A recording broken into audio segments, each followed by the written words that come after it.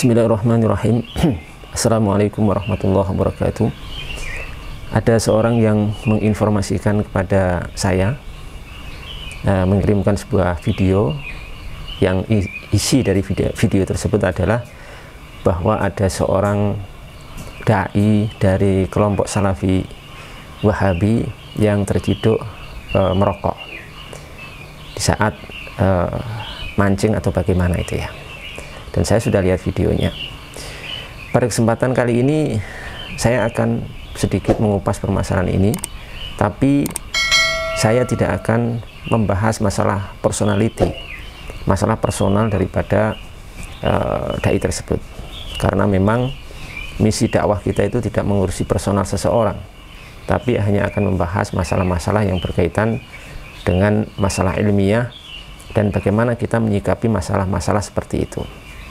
Teman-teman sekalian yang dimuliakan Allah Subhanahu wa Ta'ala,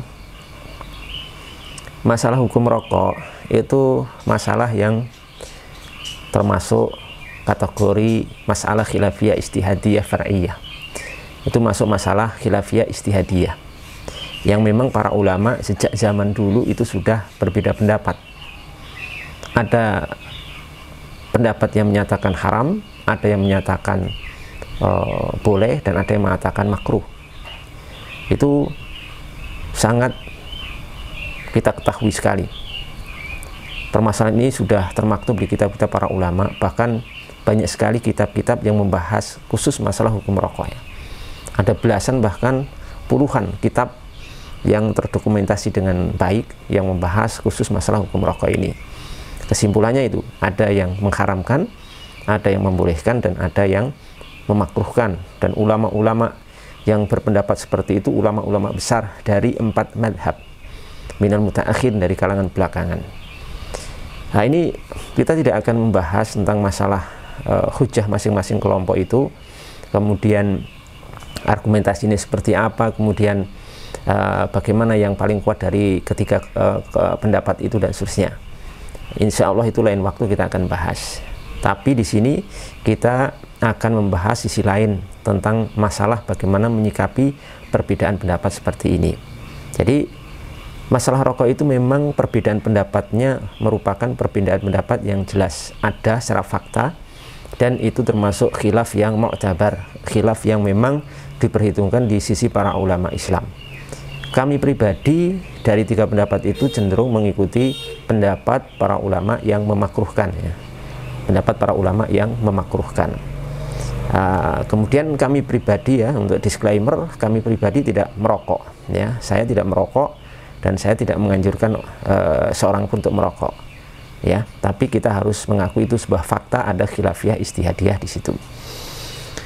Setelah kita tahu ini masalah khilafiyah istihadiyah, sejak zaman dulu para ulama sudah berbeda pendapat, maka yang perlu kita ketahui bahwasanya dalam masalah khilafiyah istihadiyah itu kita harus saling menghargai, saling menghormati, tidak ada boleh untuk pengingkaran, serta tidak boleh memaksakan pendapat kita kepada orang lain yang tidak sependapat dengan kita. Kata para ulama kita seperti Imam An-Nawawi rahimahullah ta'ala belum menyatakan ya, la inkara fi masail al-khilaf, tidak ada pengingkaran dalam masalah khilafiyah istihadiyah. Jadi kalau ada seorang merokok ya, ada seorang merokok karena dia meyakini rokok itu mubah, boleh ataupun makruh maksimal, ya tidak boleh diingkari, karena itu satu keyakinan dia. Dan ulama yang membolehkan dan memakruhkan itu juga ada, dan itu banyak ya, itu banyak. Jadi nggak mungkin tidak berlaku ingkarul mungkar ya, tidak boleh ingkarul mungkar kepada orang yang melakukannya.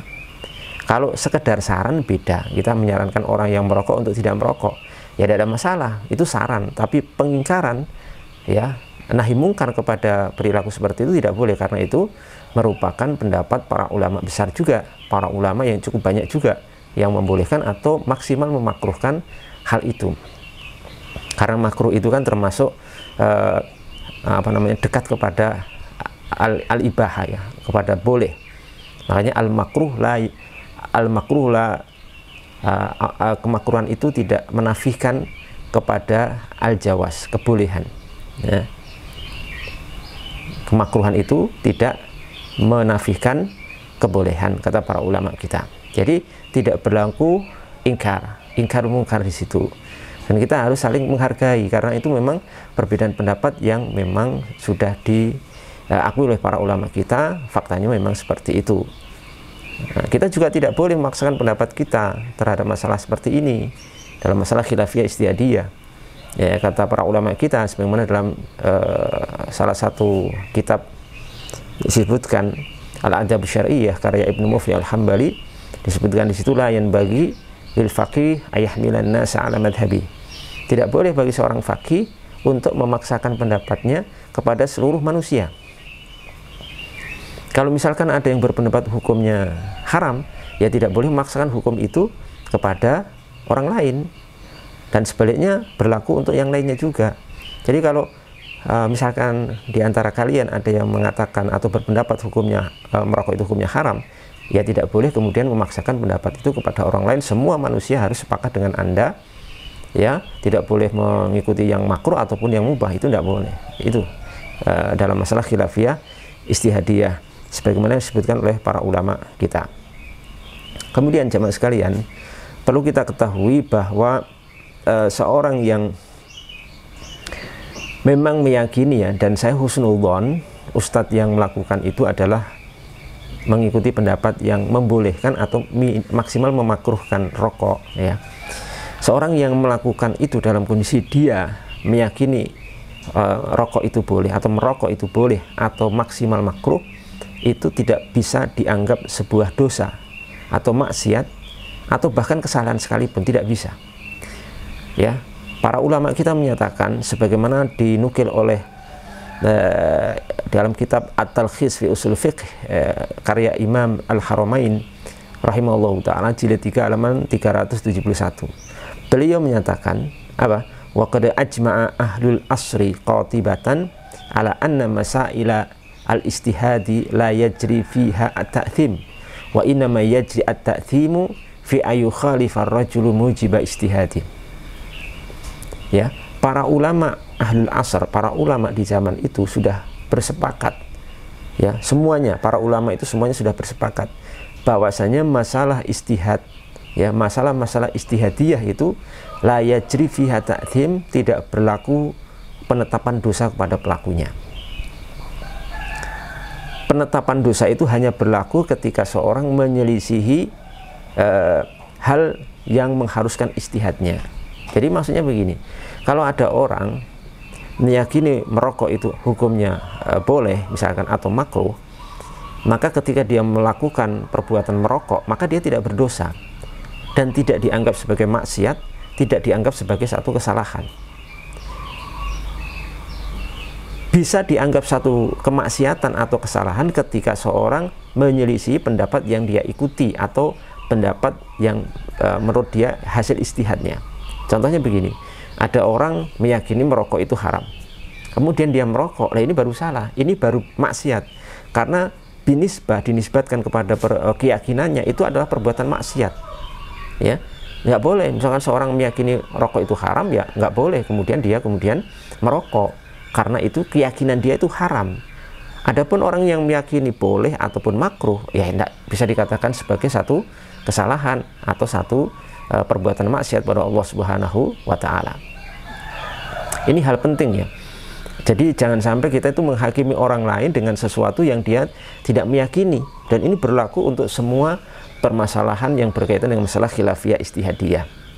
Misalkan ada orang meyakini kunut subuh itu boleh atau sunnah, yang nggak bisa dikatakan dia telah bermaksiat pada Allah Subhanahu wa Ta'ala atau melakukan bid'ah, ya, walaupun mungkin sebagian orang menganggap itu bukan sunnah, ya. Itu berlaku untuk semua masalah khilafiyah ijtihadiyah itu seperti itu. Jadi bagi sang ustadz yang mungkin merokok seperti itu adalah, ya, kita husnudzon beliau ini melakukannya karena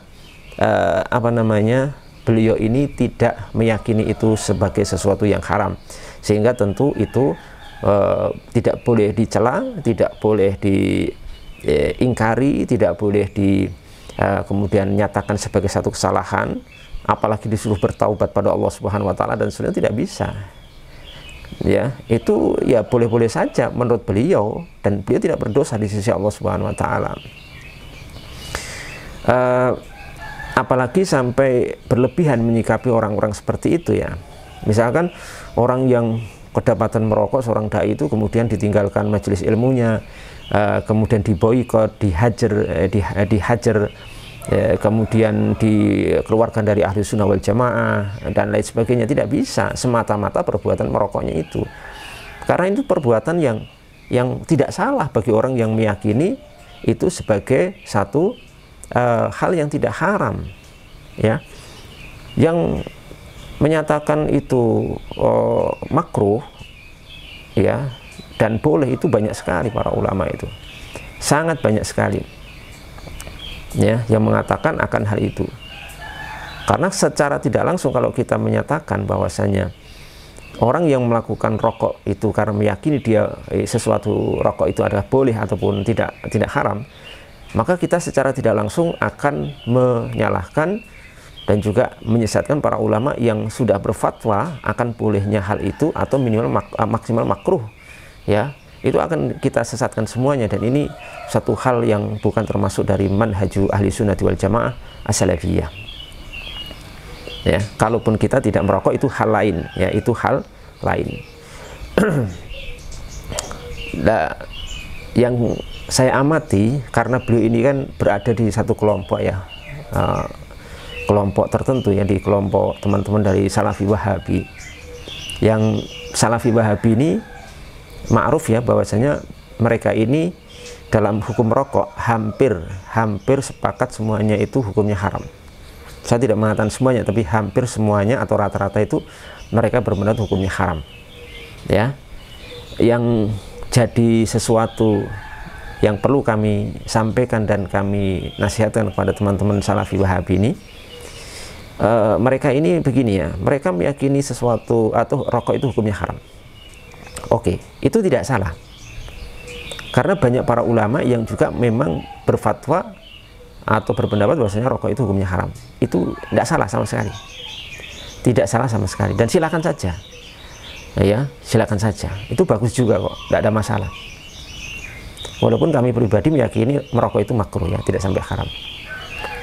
Kemudian gini, cuma yang jadi permasalahan teman-teman ini dari kalangan Salafi Wahabi ini, ketika mereka meyakini rokok itu hukumnya haram, mereka seakan menutup mata dari pendapat lain yang membolehkan dan memakruhkan. Sehingga ketika ada di antara mereka yang terciduk merokok, mereka langsung gempar, langsung bereaksi keras, seakan-akan itu sebagai satu kesalahan, seakan-akan itu kehilangan hidayah, dan didoakan untuk mendapatkan hidayah, kemudian dituntut untuk bertaubat pada Allah Subhanahu wa Ta'ala dan seterusnya. Karena kenapa? Karena mereka ini, mohon maaf ya, mereka ini tidak terbiasa dalam masalah-masalah khilafiyah ijtihadiyah. Walaupun secara teori mereka mengakui, mungkin saya husnudzon, mereka mengakui masalah rokok itu ada khilafiyah di situ, tapi secara realita atau secara amaliyah mereka itu menafikan, mereka menolak itu. Buktinya mereka tidak bisa toleran kepada orang yang berbeda pendapat atau mengamalkan pendapat lain. Itu kan faktanya seperti itu. Walaupun secara teori mengatakan, oh ini masalah khilafiyah, ada pendapat lain, tapi pendapat lain itu tidak dianggap. Kenapa? Karena mereka terbiasa bahwasanya al-qaulur rajih, pendapat yang mereka anggap paling kuat itu dianggap sebagai satu kebenaran mutlak. Kebenaran mutlak, yang lain pasti salah, pasti batil, pasti sesat, seperti itu. Kebiasaannya kan seperti itu. Padahal pendapat yang kita ikuti, yang kita anggap kuat itu sifatnya nisbi. Sifatnya nisbi, relatif. Kuat menurut kita, tapi belum tentu kuat menurut ulama lain. Lemah menurut kita, belum tentu lemah bagi ulama lain. Kalau menurut kalian merokok itu hukumnya haram, itu lebih kuat, mungkin bagi ulama lain belum tentu seperti itu. Termasuk kami pribadi, bahwasanya merokok itu hukumnya makruh bukan haram. Ya, pendapat yang paling kuat itu adalah makruh bukan haram. Mungkin lain kesempatan akan saya berikan argumentasinya, dalil-dalilnya, dan kuwaid-kuwaidnya kenapa kita bisa menyimpulkan bahwasanya rokok itu hukumnya tidak sampai derajat haram tapi makruh. Ya, ini mohon ya, semoga ya teman-teman kita Salafi Wahabi itu bisa lebih toleran dalam masalah-masalah seperti itu dan memahami masalah khilafiyah ijtihadiyah serta bagaimana seorang itu menyikapi masalah khilafiyah ijtihadiyah dengan baik dan benar, ya, penuh hikmah sesuai dengan manhaju ahlussunnati wal jamaah. Bukan setiap ada perbedaan pendapat mesti harus langsung divonis sebagai satu kesalahan, saudaranya langsung divonis sebagai kesalahan, berbuat salah, berbuat dosa, berbuat maksiat atau bahkan sesat dan seterusnya. Ya, karena mereka tidak terbiasa seperti itu. Itu di intern mereka saja terjadi seperti itu, apalagi intern mereka dengan kelompok-kelompok yang di luar kelompok mereka, tentu akan lebih berat dan kuat, dan akan lebih istilahnya akan lebih frontal kepada kelompok-kelompok lain di luar kelompok mereka. Mungkin dari sisi ini, mohon maaf ya, saya membela ustadz tersebut. Membela dalam arti bukan saya kemudian menganjurkan orang untuk merokok, tidak. Karena saya tidak merokok. Saya tidak merokok dan saya tidak menganjurkan orang merokok karena saya mengikuti pendapat yang makruh. Ya. Dalam arti saya membela ustadz tersebut yang keciduk merokok itu dari dai salafi, ya. Itu dari sisi itu tidak boleh ya dicela perbuatannya, kemudian dihujat, kemudian disikapi, diboikot, atau disesatkan, ditahdzir gara-gara itu. Tidak bisa. Ini min babil insaf, ya, untuk menunjukkan kami itu ketika mengkritik seseorang itu bukan berdasarkan dendam, kemarahan, hawa nafsu, bukan.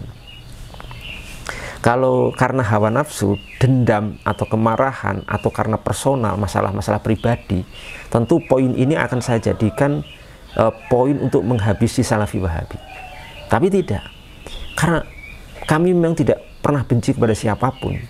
Kami menyebut Salafi Wahabi itu hanya untuk memudahkan mengidentifikasi dan mengklasifikasikan kelompok-kelompok yang ada di kalangan kaum muslimin. Maka dalam bab ini kami membela ustadz itu. Ustadz itu tidak bisa disalahkan, tidak bisa dikatakan maksiat, tidak bisa dikatakan kemudian ustadz ini tidak layak diambil ilmunya dan seterusnya. Kebiasaan mereka seperti itu. Lah saya bela sekarang tuh, karena saya tidak pernah membela kelompok dan saya tidak pernah memusuhi kelompok tertentu. Yang kita bahas dalam berbagai majelis-majelis ilmu, dalam berbagai video, itu semuanya masalah ilmiah, masalah hal-hal yang berkaitan dengan pada ilmu, bukan masalah pribadi atau masalah sentimen dan lain sebagainya. Kita bahas masalah argumen, bukan sentimen. Ya, ini perlu diketahui oleh kita semuanya. Mungkin beliau ini kalaupun dikritik mungkin dari sisi lain, ya, dari masalah lain, bukan masalah merokoknya beliau itu. Dari sisi misalkan beliau ini dikenal punya statement-statement yang aneh, yang menyudutkan kaum muslimin, misalkan masalah Palestina, masalah mujahidin di Palestina, yang beliau ini mohon maaf memojokkan perjuangan Palestina, ataupun bahasa kita menyinyiri adalah perjuangan Palestina dan seterusnya. Kemudian beliau juga pernah berfatwa menghalalkan darah kaum muslimin yang berdemo di Indonesia ini dan lain sebagainya, banyak sekali, ya. Itu yang kita kritisi, atau mungkin masih ada pendapat-pendapat lain. Itu yang kita kritisi, dan itu memang satu kesalahan, ya, satu hal yang keliru dalam hal seperti itu. Nah, ini yang kalau ini saya sepakat. Tetapi kalau dalam masalah hukum rokok tentunya kita juga harus bersikap adil, ya. Innallaha ya'murukum bil adli. Allah Subhanahu wa taala memerintahkan kepada kita sekarang untuk berbuat adil, berbuat insaf kepada siapapun, kepada kelompok manapun, kepada hatta, ya, bahkan kepada seorang yang kita anggap musuh sekalipun, kita harus berbuat adil. Mohon maaf kalau ada kekurangan. Wabillahi taufiq wal hidayah. Wal afu minkum. Wassalamualaikum warahmatullahi wabarakatuh.